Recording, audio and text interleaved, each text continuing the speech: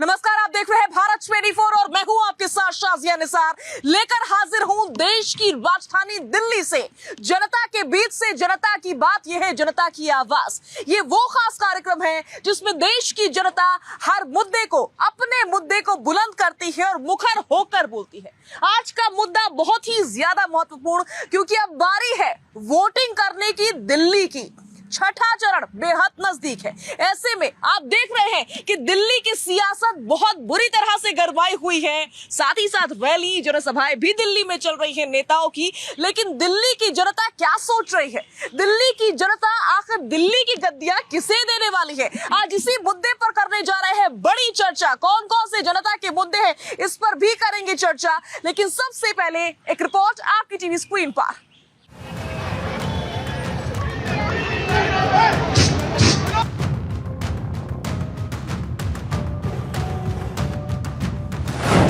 दिल्ली में जैसे जैसे सूरज की तपन बढ़ रही है, वैसे वैसे ही चुनावी सरगर्मियां भी तेज हो रही हैं। चिलचिलाती धूप और तेज गर्मी की परवाह न करते हुए राजनेता खूब पसीना बहा रहे हैं। दिल्ली की 7 लोकसभा सीटों पर छठे चरण में 25 मई को वोट डाले जाएंगे।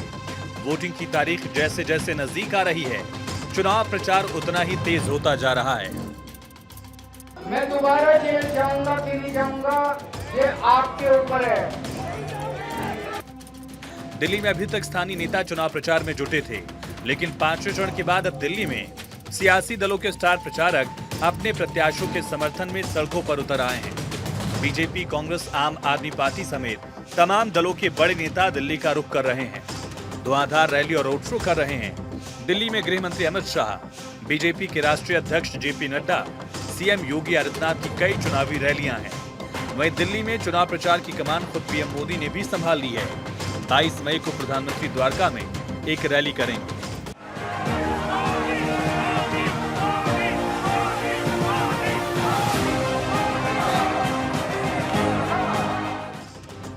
वहीं राजधानी दिल्ली का रण जीतने के लिए इंडिया गठबंधन भी जी जान से जुटा है। आम आदमी पार्टी और कांग्रेस के दिग्गज नेता राजधानी के रण में कूद गए हैं।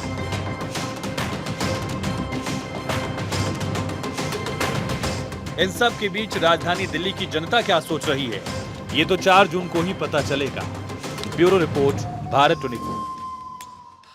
तो देश की जनता हमारे साथ मौजूद रहने वाली है। खास मेहमानों का पैनल भी मौजूद रहने वाला है। कौन कौन खास मेहमान रहेंगे जो चर्चा में शामिल रहेंगे, सभी का तारुफ जल्दी से करवा देते हैं। पंकज शर्मा जी हमारे साथ मौजूद रहेंगे। बीजेपी लीडर है पंकज शुक्ला जी हमारे साथ मौजूद रहेंगे। कांग्रेस लीडर है धर्मेंद्र बैसोया जी हमारे साथ मौजूद रहेंगे। आम आदमी पार्टी से सर्वेश पाठक जी मौजूद रहेंगे। पॉलिटिकल एनालिस्ट है गौरव मेहरा समेत तमाम जनता हमारे साथ मौजूद रहने वाली है। और सर्वेश पाठक जी के साथ मैं शुरुआत करने जा रही हूं। सर्वेश पाठक जी, छठा चरण जो है वो बेहद नजदीक है और देश की राजधानी दिल्ली में अब वोटिंग होने वाली है। लेकिन दिल्ली की सियासत बहुत बुरी तरह से गरमाई हुई है। स्वाति मालीवाल का मुद्दा, उससे पहले अरविंद केजरीवाल जेल गए, उसका मुद्दा, क्या इन मुद्दों को बीजेपी भुनाने वाली है? देखिए, इन मुद्दों को ही बीजेपी भुनाने वाली है। स्वाति मालीवाल जी का जो मुद्दा है वो कोई छोटा मोटा मुद्दा नहीं है। जो महिला दूसरे महिला के लिए और बीजेपी को तमाम, जब से अरविंद केजरीवाल जी ने अपनी शुरुआत की, स्वाति मालीवाल जी उनके साथ जुड़ी हुई हैं। और कहीं पे भी अगर लॉ एंड ऑर्डर में महिलाओं के साथ कुछ भी दिल्ली में हुआ तो अगर अपोजिशन से कोई भी जाता था तो आप देखती थी रात के 1 बजे हो, 12 बजे हो, वहां पे स्वाति मालीवाल जी खड़ी होती थी और प्रखर रूप से बीजेपी के लॉ एंड ऑर्डर के लिए जिम्मेदार ठहराती थी, दिल्ली पुलिस हो या सेंट्रल गवर्नमेंट को। उसी स्वाति मालीवाल जी के साथ इतना बड़ा दुर्व्यवहार होता है। और जो किंग पिन है केजरीवाल जी की, आप कहिए कि right hand left hand Swati Maliwal ji थी उनके पास। अब किस तरीके से उनके दामन पे दाग लगाया जा रहा है, आप सोचिए। उसी स्वाति मालीवाल जी को कभी ये लोग क्लीन चिट देते थे, आज जब उनके अपने पे आया, एक महिला के ऊपर हुए अत्याचार अपने आप से वो बयान कर रही है, तब आप उसका कैरेक्टर असैसिनेशन करेंगे। आपको याद है महाभारत का वो खंड, वो काल, जब बड़ी सभा में द्रौपदी का चीरहरण हो रहा था और धृतराष्ट्र, भीष्म पितामह, गुरु द्रोणाचार्य, कृपाचार्य सब मौन खड़े थे। वहां पे एक अगर विरोध किया था तो केवल विदुर जी ने विरोध किया था। और यहां पे देख लीजिए, कांग्रेस पार्टी प्रियंका गांधी जी हो, लड़की हूं, लड़ सकती हूं, लेकिन स्वाति मालीवाल जी पे मुंह नहीं खोलूंगी। उसके बाद राहुल गांधी जी दौड़ के उन्नाव में, हाथरस में, बीजेपी के राजकाल में जहां भी हुआ, या आप कर्नाटक में वो रेवन्ना का मुद्दा उठा लीजिए, कुछ भी हुआ कर्नाटक में, वहां कांग्रेस की सरकार है। लेकिन स्वाति मालीवाल जी पे, और देश की राजधानी दिल्ली में देखा था निर्भया रेप कांड, वहां पे जनता कितने तरीके से मुखर होकर विरोध की थी, और वही स्वाति मालीवाल जी के साथ होता है। तो उसके बाद उसका कैरेक्टर असैसिनेशन किया जाता है, और ये शर्मनाक है, पे सवाल उठाया जा रहा है। ये शर्मनाक है। पार्टी के खुद लोग, ये शर्मनाक से भी बड़ा शर्मनाक है साजियादी। ठीक है, धर्मेंद्र जी के पास मैं जाऊंगी, आम आदमी पार्टी का पक्ष रखेंगे। धर्मेंद्र जी, दिल्ली में छठे चरण में वोटिंग होनी है, बहुत कम समय बाकी रह गया है, लेकिन क्या होने वाला है? सवाल ये है मेरा, क्या दिल्ली की जनता एक बार फिर से आम आदमी पार्टी पर विश्वास कर पाएगी? क्योंकि पहले अरविंद केजरीवाल समेत कई नेता आम आदमी पार्टी के जेल चले गए, उसके बाद से अब स्वाति मालीवाल का मुद्दा लगातार गरमाया हुआ है। क्या लगता है? दिल्ली की जनता की एक ही आवाज है, काम को वोट देना है, और काम किया है अरविंद केजरीवाल जी की पार्टी ने। और जिस मुद्दे पे वोट पड़ना है वो सिर्फ तानाशाह के खिलाफ पड़ना है, जिन्होंने हमारे केजरीवाल जी को जेल के अंदर डाल दिया बिगर कोई सबूत और बिगर किसी आरोप के। लेकिन राजनीति का हिटमैन तो स्वाति मालीवाल किसी और को बता रहे हैं। स्वाति मालीवाल का 2 दिन पहले एक छोटा सा झड़प हुई है, एक सीएम हाउस के अंदर हुई है। अभी पार्टी के अंदर 4 बर्तन हैं, अगर 2 बर्तन खड़खड़ा गए तो इसका मुद्दा पूरे देश के ऊपर थोड़ा भारी हो जाएगा। अगर स्वाति मालीवाल के साथ कुछ अभद्र व्यवहार हुआ है तो कोर्ट है, जनता है, पुलिस है, कार्रवाई है, प्रशासन है। लेकिन पार्टी का तो स्टैंड क्लियर है ना कि वो पूरी तरीके से स्वाति मालीवाल के साथ नहीं खड़ी हुई जिस तरीके से खड़ा होना चाहिए। अगर पार्टी के अंदर कोई मतभेद है तो उसको बैठकर सुलझाया जाएगा। अगर कोई कानूनी कार्रवाई होती है तो कानून देखेगा, उसको कानूनी प्रक्रिया होगी। पर यहाँ पर देखिए ना, अब हुआ क्या है, केजरीवाल जी के साथ क्या हुआ है, एक 2 टके का जैसे जेब कतरा, उसको उठा के जेल में डाल दिया जाता है। ऐसे 3 बार के मुख्यमंत्री को उठाकर जेल में डाल दिया। केजरीवाल कौन है? सीएम है, दिल्ली का सीएम है। 3 बार सीएम चुना, जनता ने चुना है। तो जनता के अनुसार जिसने काम किया है उसको वोट मिला, और वोट मिला तो उसने जो है अपना काम किया। अब उसको उठा के आप ऐसी जेल में बंद कर देंगे? आप या तो आप मेरी पार्टी में आ जाइए, या आप मेरी बात मान लीजिए, आप इंडिया गठबंधन नहीं कीजिए। अगर आप इंडिया गठबंधन करते तो आप उठा के जेल में डाल देंगे। कई सारे समन भेजने के बाद से उनको सलाखों के पीछे भेजा गया है, वो नहीं पेश हो रहे थे, बार-बार समन भेजे जा रहे थे, आप भूल गए शायद। मैं ही राजा, मैं ही मंत्री। और पंकज शुक्ला जी हमारे साथ मौजूद है, कांग्रेस पार्टी का पक्ष रखेंगे। पंकज जी, सवाल मेरा यह है कि दिल्ली में बहुत ही कम समय में चुनाव होने हैं। चुनाव तो खैर पूरे देश में चल रहे हैं, लेकिन वोटिंग अब दिल्ली में होनी है, दिल्ली की बारी है। दिल्ली की जनता सड़कों पर आकर अब वोट करने वाली है। लेकिन जिस प्रकार से आप लोगों ने समझौता किया है, क्या चारों सीटों को आप लोग जीत पाएंगे लगता है आम आदमी पार्टी के साथ बंटवारे के बाद से? चलिए, पहले तो मैं स्वागत करता हूं भारत 20 न्यूज़ चैनल का कि आज आप इस पार्क के अंदर जनसंवाद और जनता के बीच, तो मैं बताना चाहूँगा कि हमने बड़ा सोच समझ के गठबंधन किया और इंडिया गठबंधन की 7 सीटें हम लोग जीत रहे हैं। यह मैं आपको बताना चाहता हूँ कि जैसे इस सीट से, हमारी चांदनी चौक लोकसभा सीट से जयप्रकाश अग्रवाल जी, जो कि पिछले 5 बार से सांसद रह चुके हैं, तो आप समझ सकते हैं उनकी छवि कैसी होगी। और इस बार भी हम सीट लेके आ रहे हैं जेपी अग्रवाल जी। लेकिन मुद्दे क्या रहने वाले हैं? क्या वाकई दिल्ली की जनता के जो मुद्दे हैं उन पर आप लोग खरा उतर पा रहे हैं? बिल्कुल, हम निश्चित तौर पे हम उतरेंगे। जैसे कि आप हमारे कार्यकाल को देखें, जब शीला दीक्षित सरकार थी तो हमने कितने काम किए दिल्ली के लिए। तो ये तो दिल्ली की जनता उस चीज़ का गवाह बनेगी और वोटिंग करेगी।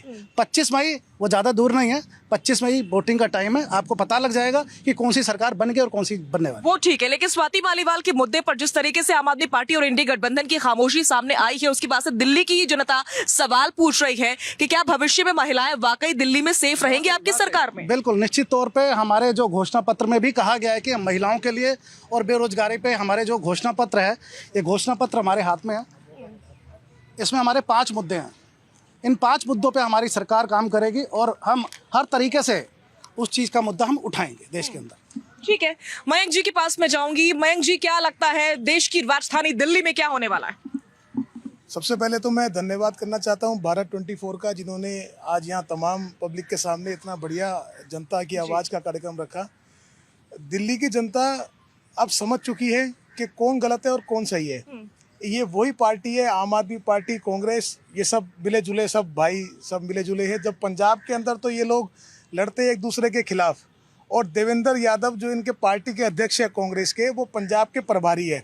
ये इनका खुश नसीब है। और वहाँ तो वो भाषण देते हैं कांग्रेस अपनी आम आदमी पार्टी के खिलाफ, और यहाँ लड़ते अलायंस कर लिया दोनों ने, और इंडिया गठबंधन के तहत आम आदमी पार्टी और कांग्रेस दोनों एक साथ मिलकर चुनाव लड़ती है।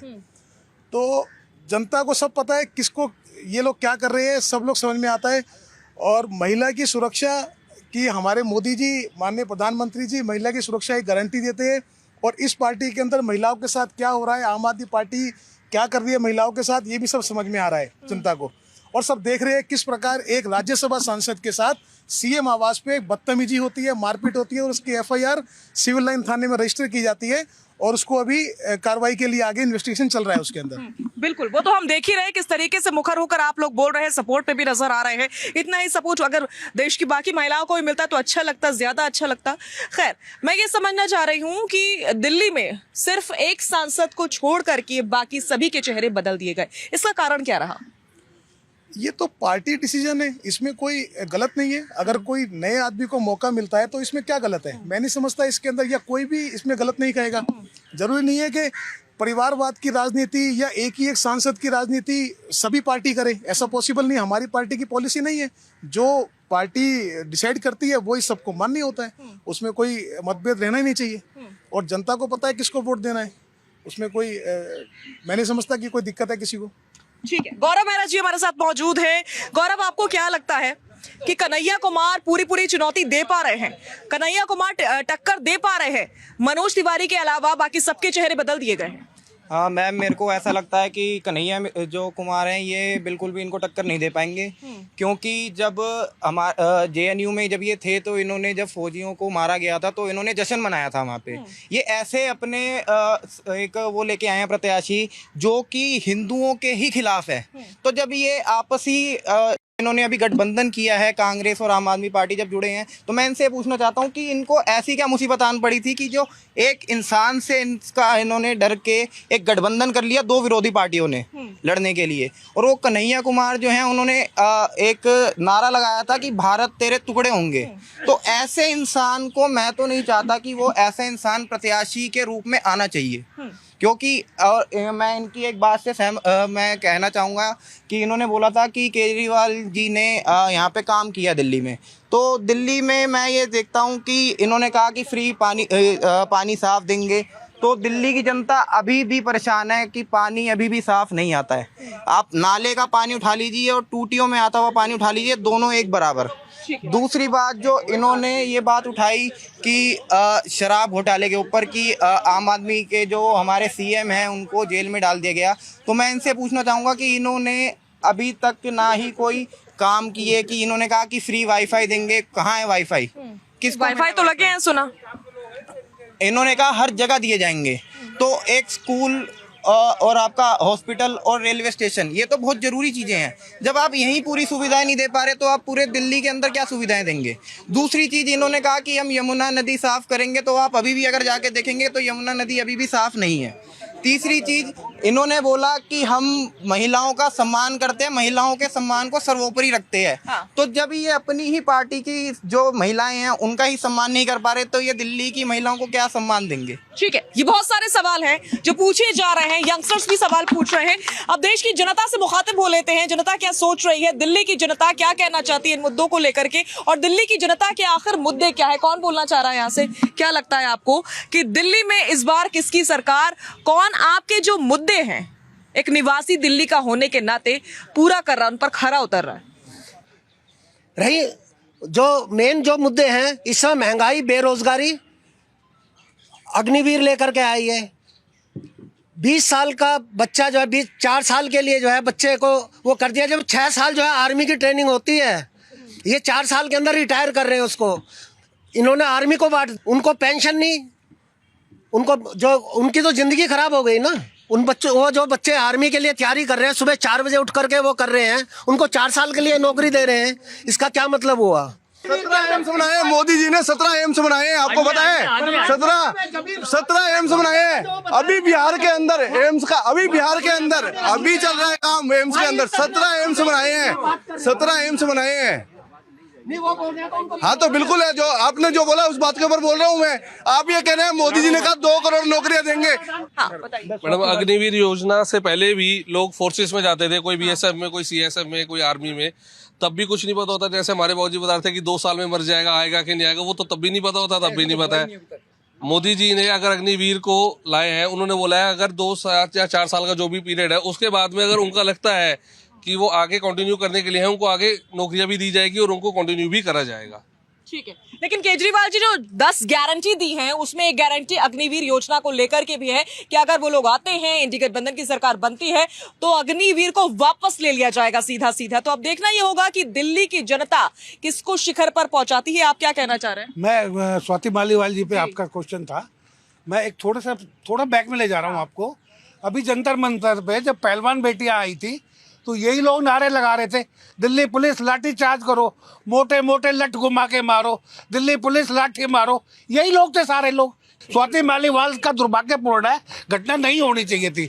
और जो घटना होती है पता नहीं उनके पीछे क्या रीजन हो गए क्या नहीं हो गए। कोई किसी के कहाँ से अर्थ से उठा के उसको कहाँ बिठा दिया, वो उन्हीं की देन है, आम आदमी पार्टी की देन है। क्या थी स्वाति मालीवाल पहले, उसको बनाया महिला उसका विंग का चेयरमैन बनाया उसको राज्यसभा में। अगर उससे कोई हमारे डिस्प्यूट होते हैं या रविंद्र जी के डिस्प्यूट होते हैं तो क्यों बनाते हैं उसको राज्यसभा में? ठीक है, ये इस सवाल का जवाब सर्वेश पाठक जी से ले लेते हैं। क्या कहना चाहेंगे आप? साजिया जी, इन्होंने कहा, और ये जनता की बात है, जनता की बात पे कोई जवाब नहीं देना चाहिए, जनता का अपना मत होता है। लेकिन दिल्ली की जनता और सच्चाई समझनी चाहिए। अगर अर्श पे कोई महिला है और कोई पार्टी, चाहे बीजेपी हो, कांग्रेस हो, आम आदमी पार्टी हो, उस महिला को उठा के अपने पार्टी में कोई पोस्ट देता है तो उसकी इतनी हिम्मत हो जाएगी कि उस महिला का अपमान करेगा, मारेगा? अब बताइए, चाहे स्वाति मालीवाल रात के 12-12 बजे ये बोल रहे हैं पहलवान बेटियां, वहां पे स्वाति मालीवाल खड़ी थी नहीं, तब उसका कैरेक्टर जो था बहुत साफ था स्वाति मालीवाल का। और आज जब आप उसको कह रहे हो कि राज्यसभा से इस्तीफा दो, बात ये आ चुकी है साजिया जी, बात कहीं और है। उन्हें बोला गया था और मैं बता रहा हूं, और ये सोर्सेज पुष्टि कर रहे हैं इस बात का, उन्हें कहा गया था कि आप राज्यसभा से इस्तीफा दो, उनकी जगह किसी और को दिया जाएगा। लेकिन उन्होंने जब माननीय केजरीवाल जी उनका फोन उठाना बंद कर दिए तब वहां पे गई है। और फिर आप अर्थ से फर्श क्या बात कर रहे हो? आपको शर्म नहीं आती? चाहे आपके घर की महिला हो या रोड पे कोई महिला हो, कोई पार्टी अगर ज्वाइन करती है तो उसने भी अपना दिन रात पसीना एक किया है और उसके बारे में आप ऐसी बात करते हो। इसीलिए मैंने कहा था कि वो महाभारत का एक ये था, दरबार था जहां पे द्रौपदी का चीरहरण हो रहा था, और यहां पे भी चीरहरण हो रहा है स्वाति मालीवाल का, उसके पार्टी के लोग कर रहे हैं। देखिए, 3 दिन तक स्वाति मालीवाल ने जब तक एफआईआर नहीं करवाया, ये सबके सब नेता चुप बैठे थे। इवन संजय सिंह ने कहा स्वाति मालीवाल के साथ गलत हुआ है तो उसका जवाब दिया जाएगा और उस पर कार्रवाई की होगी। लेकिन जैसे ही स्वाति मालीवाल ने देखा कि वो जो विभव कुमार है अरविंद केजरीवाल के साथ और संजय सिंह के साथ लखनऊ में घूम रहा है, और उस आप देख सकते हैं पूरा वीडियो जो है गूगल पे है, जैसे ही पत्रकार ने पूछा केजरीवाल जी से कि स्वाति मालीवाल का मामला, उसने डरते हुए माइक अखिलेश यादव जी की ओर कर दिया और संजय जी वहां पे फिर मणिपुर की बात कर रहे हैं। अरे मणिपुर में जो हुआ वो भी दुखद हुआ, जो संदेश खाली में हुआ वो भी दुखद हुआ, लेकिन स्वाति मालीवाल को आप कहेंगे कि अर्श से फर्श पे उठा दिया तो आपका ये राइट बन जाता है, हक बन जाता है कि महिला का अपमान करो, उसको मारो पीटो। हमारे देश में महिला का स्थान बहुत ऊंचा है, चाहे स्वाति मालीवाल का मुद्दा हो, चाहे मणिपुर में जो हमारे साथ जो है ना, हमारी जो महिला है, शक्ति है, उनके साथ जो दुर्व्यवहार हुआ है और जो घोर निंदनीय कार्य हुआ है, उसको अगर आप देखेंगे, उसको आप उछालेंगे तो उसमें यही निकल कर आएगा कि हम लोगों को अपने जो ना जो मातृशक्ति है उस पर हम जो है उंगलियां उठा रहे हैं। कहने का मतलब ये है, स्वाति मालीवाल पर क्या हुआ है? स्वाति मालीवाल का झगड़ा हुआ है, मार पिटाई हुई है, आपस में हुआ है। एक क्या नाम है, केजरीवाल जी के सीएम हाउस के घर में एक पीए का और उसका क्या नाम है, आम आदमी पार्टी के बंदे का झगड़ा हुआ है। उनका झगड़ा हुआ है, कोई निर्वस्त्र नहीं हुआ, कोई महाभारत नहीं घड़ी गई, कोई जैसे हमारे पाठक जी कह रहे हैं कि जी उनका तो जो है चीरहरण हो गया है। भाई चीरहरण हुआ मणिपुर के अंदर, वहाँ क्या क्या हुआ है उस मुद्दे पर अगर अगर अगर वहाँ गए हो तो बताइए। ठीक है, ठीक है, ठीक है, बताइए। ठीक है, लेकिन धर्मेंद्र जी, सीएम आवास पर इस प्रकार की घटना होना कितना सही है? क्या आपको लगता है कि सीएम को पता भी ना चला होगा? नहीं पता चला। और जो स्वाति मालीवाल ने एफआईआर दर्ज करवाई है वो उन्हीं के शब्द हैं कि उनकी शर्ट को खींचा गया, उनकी शर्ट ऊपर हो गई, बटन तक खुल गए, वो मासिक धर्म में चल रही थी, पीड़ा में थी, तकलीफ में थी, उनको लगातार मारते गए, रुके नहीं। तो ये सब शब्द जो है वो मालीवाल की। मैं सिर्फ इतना ही कहूंगा कि स्वाति मालीवाल जी के साथ गलत हुआ है और जो गलत हुआ है उस पर कार्रवाई होनी चाहिए, उसकी जांच होनी चाहिए और जो भी मुद्दा है पार्टी के अपने मेंबरों का है, आपस में कोई मतभेद है तो उसे दूर होना चाहिए। अपनी जो महिला शक्ति है उसका अपमान नहीं होना चाहिए। हमारे यहाँ देश में 4 मुद्दे हैं इस वक्त। लोकतंत्र का मुद्दा है सबसे बड़ा। ये चुनाव जो हो रहा है लोकतंत्र की हत्या कर हो रहा है कि इस वक्त क्या होगा देश में, कौन प्रधानमंत्री बनेगा, किसकी सरकार आएगी। आज की डेट में महंगाई जो सबसे बड़ा मुद्दा है, महंगाई, उसके बाद बेरोजगारी, उसके बाद शिक्षा, स्वास्थ्य, चिकित्सा। अब आप ये बताइए हमारे देश में हो क्या रहा है। हमारे मोदी जी ने मंदिर बनवा दिए, हम मना नहीं कर रहे, बहुत अच्छा कार्य किया है, परंतु देश की जनता के लिए क्या किया है। देश की जनता इस टाइम भूखो कर रही है। 5 किलो अनाज देने से क्या भूख मिट जाएगी? 400 रुपये का सिलेंडर 1200 रुपये का पहुंचा दिया। हर चीज में आग लगी पड़ी है, महंगाई बढ़ती जा रही है, सबके चूल्हे ठंडे पड़े हैं। किस घर में जाओगे? आदिवासी में जाके देखो, क्षेत्रों में देखो, क्या नाम है, गाँवों में देखो, जहाँ आज भी जो लोग जनता रो रही है, भूखों मर रही है, कह रहे 2 दिन से खाना नहीं खाया, कोई कह रहा है कि काम नहीं है। बड़े पढ़े लिखे लोग जो है ना बेरोजगारी की तरफ फिर रहे हैं बाजार, क्या नाम है, इसमें देश में। ठीक है, उन मुद्दों पर सुनो, चुनाव लड़ा जाना चाहिए उन मुद्दों पर। ठीक है, मयंक जी से जवाब ले लेते हैं। मयंक जी, आपका जवाब। बड़े भाई धर्मेंद्र बसोई ने बड़ी अच्छी बात कही कि देश का जो चुनाव है वो इस समय 4 मुद्दों पे हो रहा है। पहला मुद्दा लोकतंत्र। तो लोकतंत्र की हत्या तो तभी हो गई थी जब सारे ये मोदी जी और हमारी पार्टी को छोड़ करके जिस दिन सारे मिल गए थे, लोकतंत्र की हत्या तो उसी दिन हो गई थी। दूसरा, प्रधानमंत्री कौन बनेगा। दूसरा मुद्दा इन्होंने कहा प्रधानमंत्री कौन बनेगा, अनसर्टेनिटी। वो तुम्हारी पार्टी में, मतलब इनकी पार्टी में है, हमारी पार्टी में नहीं है।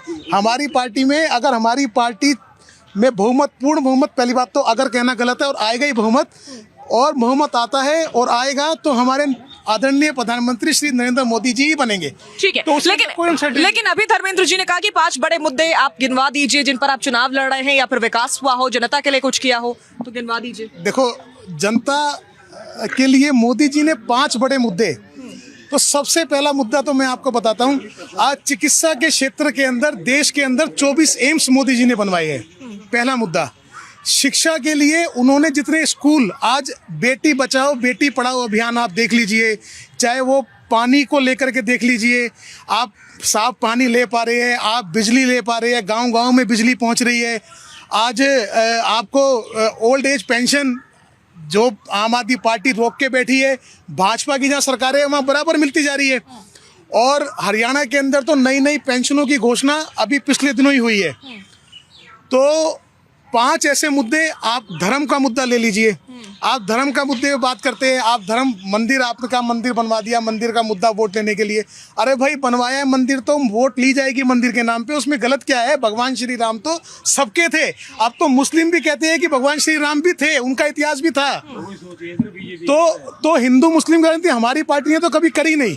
वो साफ कहते हैं भाई भगवान राम सबके थे, तो भगवान राम सबके है, वो प्रमाण कोर्ट में भी हो चुका है। अब भगवान राम सबके थे। तो जनता को भी पता है कि 5 मुद्दे, मतलब हर क्षेत्र के अंदर मोदी जी ने काम करा है। चाहे आप वो आज इलेक्ट्रिक व्हीकल्स के लिए आप देख लीजिए, गरीबों की योजना, गरीबों के लिए मुफ्त राशन मोदी जी दे रहे हैं अपने उसके अंदर, मतलब कोई ऐसे अनेकों मुद्दे। ये बहुत सारे मुद्दे आपने गिनवा दिए। अब जनता से बात कर लेते हैं कि क्या ये जो मुद्दे गिनवाए गए हैं, वाकई आपको लगता है कि तमाम बड़े मुद्दों पर काम हुआ है? देखिए मैडम, मैं सबसे पहले तो मैं आम पब्लिक से सबसे अलग हटके अपने मन की बात आपके चैनल के माध्यम से कहना चाहूँगा। किसी भी राज्य का मुख्यमंत्री और किसी देश का प्रधानमंत्री, ये ऐसी पोस्ट है, ये पब्लिक के आदमी हो जाते हैं, कोई पॉलिटिकल नहीं रहते, उनको चुनाव से दूर रहना चाहिए। मुख्यमंत्री और प्रधानमंत्री पार्टी के अध्यक्ष हैं, पार्टी के कैंडिडेट हैं, वे चुनाव लड़ें, वो अपना चुनाव प्रचार करें। मैं इसमें किसी भी राजनीतिक दल के तौर पे नहीं कह रहा हूँ, किसी भी दल का मुख्यमंत्री और किसी भी दल का प्रधानमंत्री हो। और रही बात मुद्दों की, मैम, जब हमारे प्रधानमंत्री जी ने 370 हटाई, हमें खुशी है। राम मंदिर बनाया, उससे भी हमें खुशी है। मेरा सिर्फ एक ही, मैं आम पब्लिक के नाते ये बात कहना चाहता हूँ, किसी राजनीतिक दल के नाते नहीं, कि जो वोट मांगे, कोई भी राजनीतिक आदमी हो, वो अपने काम के आधार पे वोट मांगे। ठीक है, बड़ी बात दिल्ली की जनता की, लेकिन दिल्ली के क्या मुद्दे हैं इनको डिस्कस करना भी बहुत ज्यादा जरूरी हो जाता है। दिल्ली में बहुत सारे ऐसे मुद्दे हैं जिनमें से एक मुद्दा पानी का भी है। तो आपके इलाके में आप कौन से एरिया में रहते हैं? पीतमपुरा में। पीतमपुरा में, वहां पर पानी की क्या सिचुएशन है, कैसा आ रहा है पानी या नहीं आ रहा है? पानी आ रहा है, गंदा आता है, समय पे नहीं आता है। तो पानी की समस्या है दिल्ली में। इसके अलावा और कौन से मुद्दे हैं जिनको उठाना चाहेंगे?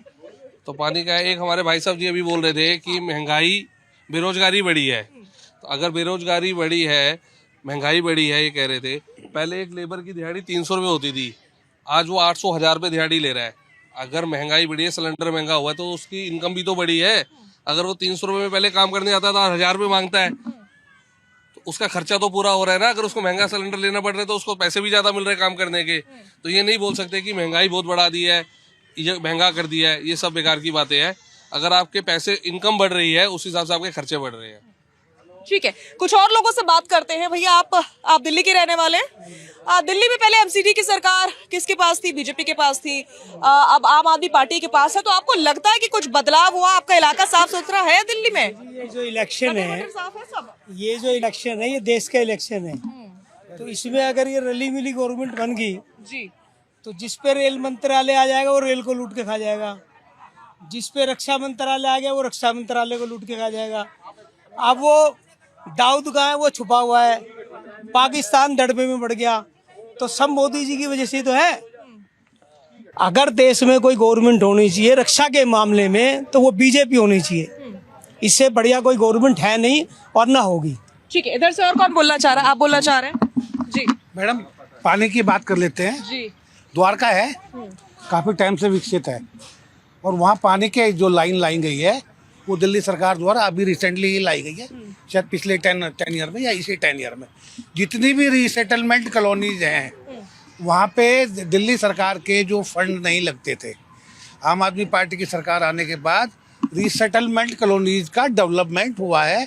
पक्की आरसीसी की कॉलोनियाँ बन गई है, पानी सीवर सब कुछ वहाँ पे आ गया है। 2014 में मैं अयोध्या जी गया था, जहाँ पे राम मंदिर था वहीं पे राम मंदिर बना है। ये कहने की बात है, इनकी रिपोर्ट गलत है बिल्कुल। मैं 2014 में गया था जी, और आज भी राम मंदिर वहीं बना है जी, वहीं बना है जहाँ पे बनना चाहिए था। इसमें कोई दो राय नहीं है। और राम मंदिर बनना एक भारत के लिए एक बहुत गर्व की बात है, बहुत अच्छी बात है, बहुत अच्छी बात है। ठीक है। धर्मेंद्र जी के पास मैं लौटूंगी, पहले पंकज शुक्ला जी के पास जाऊंगी। पंकज जी, दिल्ली में कांग्रेस और आम आदमी पार्टी में सीटों का बंटवारा हुआ है, लेकिन ऐसा लग रहा है तस्वीर देख करके कि अब दिल्ली में कांग्रेस से बड़ा कद, जो कि देश की सबसे बड़ी पुरानी पार्टी रही है, कांग्रेस से बड़ा कद दिल्ली में आम आदमी पार्टी का हो गया है। इस बात को स्वीकारते हैं आप? नहीं, ऐसा कुछ भी नहीं है। जैसा कि आप सभी को मालूम है कि भारतीय राष्ट्रीय कांग्रेस का जन्म 1885 में हुआ और सबसे बड़ी पार्टी के तौर पर यह उभरी। अब जैसे आपने कहा कि ये गठबंधन हमारे अरविंद केजरीवाल जी और जो हमारे सीनियर लीडर हैं, वो गठबंधन जो हुआ है बड़े सोच समझ के किया गया है, ताकि जो 7 सीटें हैं बड़े सोच समझ के जो हमारे नेता हैं उनको उतारा गया है। अब हम जेपी अग्रवाल जी की बात करते हैं। जैसे मैंने अभी आपसे कहा कि 5 बार के सांसद रह चुके हैं और जनता उन्हें इसलिए चुनती है क्योंकि उन्होंने काम किया है, और लोकतंत्र में जो काम करेगा वही देश पे राज करेगा।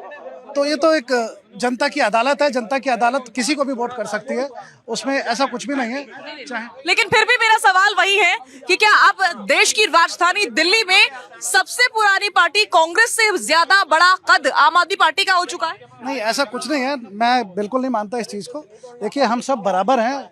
बात रही इंडिया गठबंधन की, तो हम लोग मिलकर काम कर रहे हैं दिल्ली के अंदर, चाहे वो कोई भी सीट हो, चाहे वो उदित राज जी की सीट हो, XYZ कोई भी सीट हो, हम लोग मिल के उसकी कंपेनिंग भी कर रहे हैं और जनता के बीच जा रहे हैं। अरविंद केजरीवाल जी भी उस प्रचार में लगे हुए हैं। क्योंकि अभी जब 10 गारंटी दी है अरविंद केजरीवाल ने प्रेस कॉन्फ्रेंस करके, तो उसमें कांग्रेस का कोई नेता मौजूद नहीं था, जिस पर सवाल भी उठे थे कि अरविंद केजरीवाल के सबसे बड़ा नेता इंडी गठबंधन में खुद को ही मानने लगे। नहीं, ऐसा कुछ भी नहीं है। सबके अपने अपने घोषणा पत्र हैं। जैसे अरविंद केजरीवाल जी और जो हमारे घोषणा पत्र, जो कि अभी मैंने आपको कैमरे में दिखाया है, सबके अलग अलग का क्या मतलब? उन्होंने वो गारंटी 10 गारंटी इंडी गठबंधन की तरफ से दी है।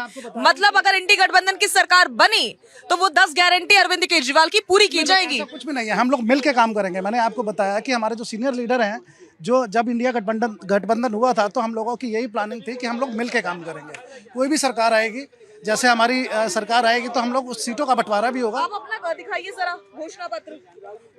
ये सिर्फ कांग्रेस का घोषणा पत्र है। कांग्रेस का घोषणा पत्र। और इंडी गठबंधन उनका अपना बांट रहे हैं, वो अपने तरीके से काम कर रहे हैं, हम अपने तरीके से काम कर रहे हैं। ये कैसे चलेगा? ये कैसे चलेगा? यही कंफ्यूजन है धर्मेंद्र जी कि आपका जो घोषणा पत्र है वो अलग है, कांग्रेस का घोषणा पत्र अलग है। अरविंद केजरीवाल जी अकेले बैठकर 10 गारंटी दे रहे, इंडी गठबंधन बनेगा तो बात किसकी मानी जाएगी? पूरी किसकी होगी? एक ही गठबंधन है, इंडिया गठबंधन है।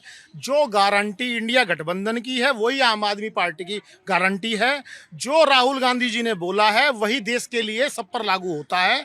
कोई अलग मैनिफेस्टो नहीं है, एक ही है।